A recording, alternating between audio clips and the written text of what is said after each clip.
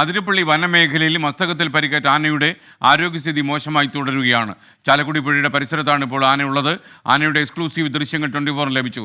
ആനയെ പിടികൂടുന്നതിനുള്ള ദൗത്യവും ഡോക്ടർ അരുൺ സക്രിയുടെ നേതൃത്വത്തിലുള്ള സംഘം ആരംഭിച്ചിട്ടുണ്ട്. അതിരപ്പള്ളിയിൽ നിന്നും സൂരജ് സജി നേരിട്ട് നമുക്കൊപ്പം ചേരുന്നു. ആനയുടെ ദൃശ്യങ്ങളൊക്കെ തന്നെ മനോഹരമായിരുന്നു സൂരജ്. എസ്കേൻ വനം വകുപ്പ് തിരയുന്ന ആനയാണ് 24ന്റെ ക്യാമറ കണ്ണിൽ പതിഞ്ഞത്. ഇപ്പോഴും നമ്മുടെ ക്യാമറ കണ്ണിൽ ആനയുണ്ട്. പക്ഷേ ഇതുവരെയും ആനക്കരികിലേക്ക് എത്താൻ ഈ വനം വകുപ്പിന്റെ ദൗത്യ സംഘത്തിനായിട്ടില്ല എന്നുള്ളതാണ് ഏറെ വെല്ലുവിളി നിറഞ്ഞ കാര്യം.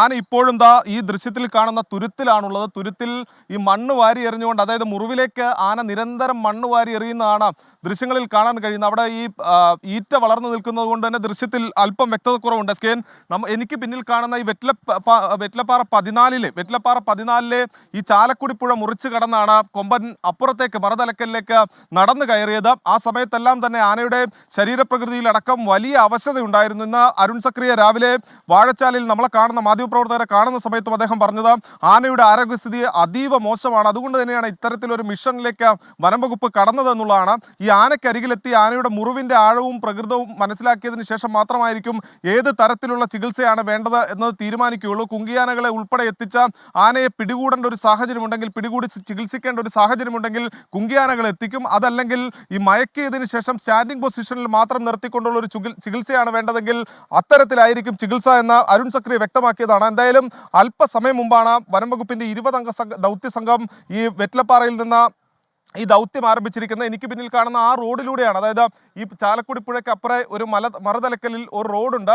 അത് വെറ്റിലപ്പാറ പ്ലാന്റേഷൻ മേഖലയാണ്, കാലടി പ്ലാന്റേഷൻ മേഖലയാണ്.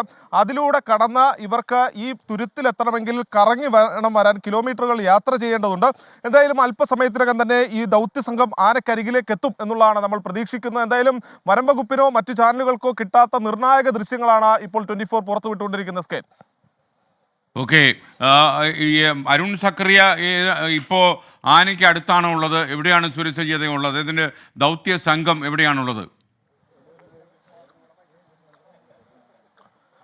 എസ്കേൻ, ഈ ആനയ്ക്ക് അരികിൽ തന്നെയാണ് ഈ ദൗത്യസംഘം ഉള്ളത്. അവർക്ക് ആനയ്ക്ക് അരികിലേക്ക് എത്താൻ കഴിഞ്ഞിട്ടില്ല. ആനയ്ക്കരികിലേക്ക് എത്താനുള്ള യാത്രയിലാണ് നിലവിൽ അരുൺ സക്രി അടക്കമുള്ളത്. ഈ ആനയെ നമ്മളാണ് ആദ്യം വെറ്റിലപ്പാറ 14 കാണുന്നത്. ആ സമയത്ത് തന്നെ നമ്മുടെ ഒരു രീതി എന്നുള്ള നിലക്ക് തന്നെ അരുൺ സക്രിയെ വിവരം അറിയിച്ചു. അദ്ദേഹത്തിന് ഈ ആനയുള്ള സ്ഥലത്തിന്റെ ലൊക്കേഷൻ അടക്കം നമ്മൾ അയച്ചു കൊടുത്തു.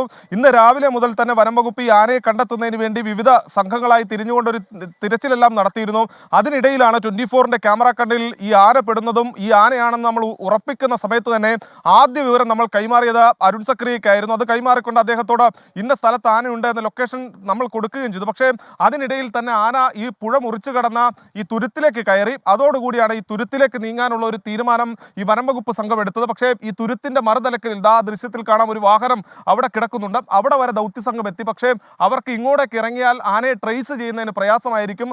ആനയെ ഒരു ഫേസ് ടു ഫേസ് കിട്ടിയാൽ മാത്രമാണ് അതിന്റെ മുറിവ് എത്രത്തോളം ഉണ്ട് എന്ന് ഈ അരുൺ സക്രിയക്ക് അടക്കം മനസ്സിലാക്കാൻ കഴിയുകയുള്ളൂ. അതുകൊണ്ട് തന്നെ ആ ദൗത്യ സംഘം വീണ്ടും അവിടെ നിന്ന് ഒരു 5 കിലോമീറ്റർ അകലെ, അതായത് ഈ തുരുത്തിന്റെ മറുതലക്കലിൽ ഈ വാഹനത്തിലൂടെ മറുതലക്കലിൽ എത്തുന്നതിന് വേണ്ടിയുള്ള യാത്രയാണ് തിരിച്ചിരിക്കുന്നത്.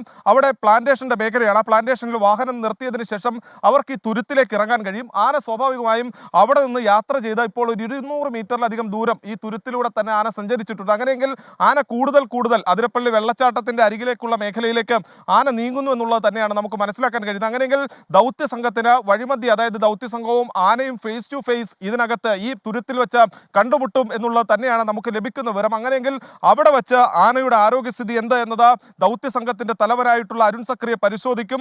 ആനയുടെ മുറിവിന്റെ ആഴം, മുറിവിന്റെ പ്രകൃതം ഇതെല്ലാം നോക്കിക്കൊണ്ട് അടിയന്തരമായ ഒരു ചികിത്സ ലഭ്യമാക്കാനുള്ള നടപടികളിലേക്ക് കടക്കും. അതായത് സ്റ്റാൻഡിംഗ് പൊസിഷനിൽ നിർത്തി മയക്കുവെടി വെച്ചുകൊണ്ട് സ്റ്റാൻഡിംഗ് പൊസിഷനിൽ നിർത്തി ഇന്ന് തന്നെ ചികിത്സ നൽകേണ്ടതുണ്ടോ, അതോ കുങ്കിയാനകളെ അടക്കം എത്തിച്ചുകൊണ്ടുള്ള ഒരു പ്രത്യേകതരം ദൗത്യത്തിലേക്ക് കടക്കേണ്ടതുണ്ടോ എന്നത് സംബന്ധിച്ചെല്ലാം അന്തിമ തീരുമാനം ഉണ്ടാവുക ഈ ആനയെ ഫേസ് ടു ഫേസ് കിട്ടിയാൽ മാത്രമാണ്. എന്തായാലും ദൗത്യ സംഘം ഈ തുരുത്തിലേക്ക് പുറപ്പെട്ടിരിക്കുന്നു. അല്പസമയത്തിനകം അവർക്ക് ആ തുരുത്തിലേക്ക് എത്തിച്ചേരാൻ കഴിയും എന്നുള്ളതാണ് നമ്മൾ പ്രതീക്ഷിക്കുന്ന സ്കേൻ. Okay, thank you. സൂരജ് സജിയുടെ നേതൃത്വത്തിലുള്ള ദൗത്യ സംഘമാണ് ആനയെ കണ്ടെത്തിയത്. ഡോക്ടർ അരുൺ സക്രിയുടെ നേതൃത്വത്തിലുള്ള ദൗത്യ സംഘം ആനയെ അന്വേഷിച്ച് നടക്കുമ്പോഴാണ് 24ന്റെ ക്യാമറ കണ്ണുകളിൽ ഈ ആന ബന്ധപ്പെട്ടത്. ആനയുടെ മസ്തകത്തിൽ മുറിവുണ്ട്. അവ എങ്ങനെയാണ് ഈ മുറിവുണ്ടായതെന്ന് ഇപ്പോഴും വ്യക്തമല്ല. ആരെങ്കിലും ബുള്ളറ്റിൻ്റെ പാടാണുള്ളത്. അതുകൊണ്ട് തന്നെ ആരെങ്കിലും ആനക്കൊമ്പ് എടുക്കാനോ എന്തായാലും വെടിവെച്ചതാണോ എന്ന് സംശയിക്കാൻ ന്യായീകരണമുണ്ട്. ഇത്തരം ആനക്കൊമ്പ് മോഷ്ടാക്കളൊക്കെ ഈ വനമേഖലകളിലൊക്കെ ഉണ്ടല്ലോ. അപ്പോൾ എന്തായാലും നമുക്ക് സന്തോഷമുള്ള കാര്യമാണ് ഡോക്ടർ അരുൺ സക്കറിക്ക് നമുക്ക് ഈ ദൃശ്യങ്ങളൊക്കെ അയച്ചു കൊടുക്കാൻ പറ്റി. ആന പുഴ മുറിച്ച് കിടക്കുന്നതൊക്കെ അപൂർവമായ ലാവണ്യം നിറഞ്ഞ ദൃശ്യങ്ങൾ തന്നെയായിരുന്നു. അത് പ്രേക്ഷകർ ആസ്വദിച്ചിട്ടുണ്ടാകും എന്നാണ് നമ്മൾ മനസ്സിലാക്കുന്നത്.